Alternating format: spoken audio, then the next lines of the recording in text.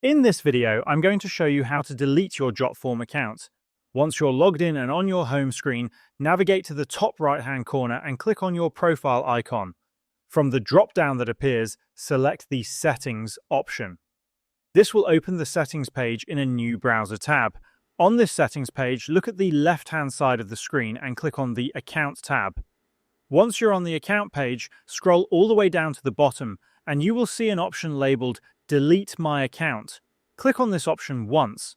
A confirmation box will appear asking, "Are you sure you want to delete your account?" Go ahead and click on Yes, Delete. After this, Jotform will notify you that they have sent a verification code to the email address linked with your Jotform account. Now open a new tab and access the inbox of the email associated with your Jotform account. Locate the email from Jotform containing the verification code. Copy this code, return to the Jotform deletion confirmation page, and paste the code into the input field. After successful verification, click on the final Delete My Account button. Your account will now be permanently deleted.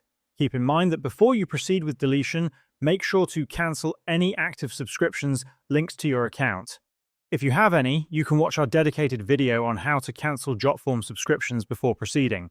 And this is how you can successfully delete your Jotform account.